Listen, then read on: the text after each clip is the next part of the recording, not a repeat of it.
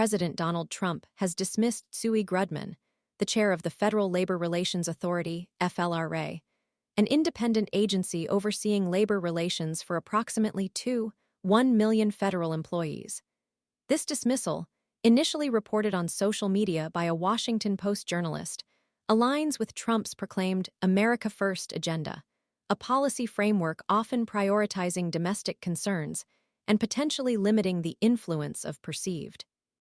Grudmann's appointment, a nomination by President Joe Biden in 2021, followed by Senate approval in 2022, and her subsequent elevation to chair in 2023, was abruptly terminated before her term's scheduled conclusion on July 1st.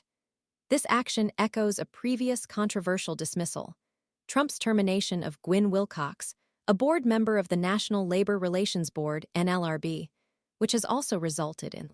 Wilcox contends that presidential removal authority is restricted to instances of negligence or misconduct, neither of which was cited by the Trump administration during her dismissal. This legal challenge rests on the precedent set by the 1935 Supreme Court case, Humphrey's Executor v. United States, which established that the U.S. Constitution does not grant the president unlimited power of removal from independent agencies.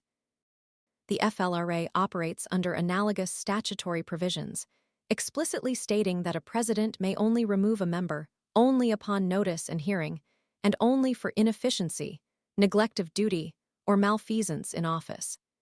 These stipulations underscore the independent nature of the FLRA and limit the executive branch's direct control. Grudmann's tenure as chair was marked by her vocal concerns regarding the agency's inadequate funding and staffing levels, particularly in light of a surge in unfair labor practice charge filings. She warned of potential furloughs if budgetary constraints remained unchanged. Adding further context, Biden also nominated Colleen Duffy Kiko and Ann Wagner to the FLRA three-member board last year.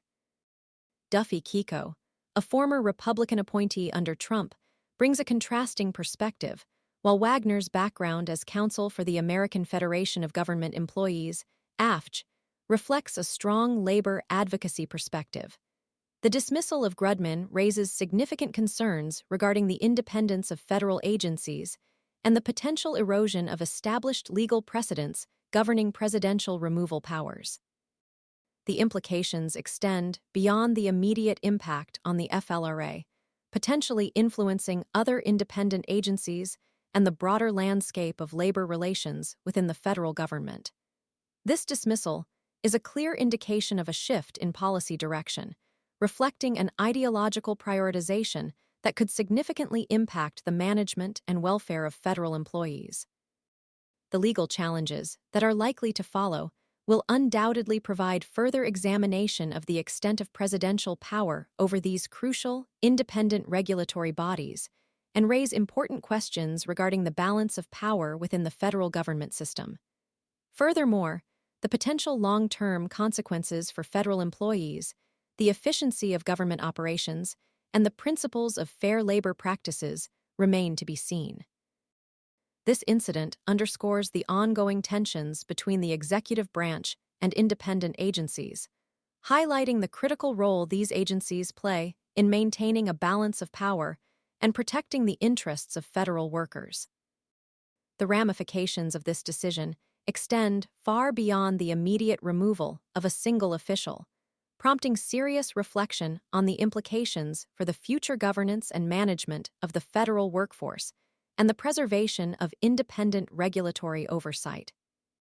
The ongoing dialogue surrounding this dismissal will undoubtedly shape the future of labor relations within the federal government, with potential far-reaching consequences for employees, agencies, and the broader political landscape.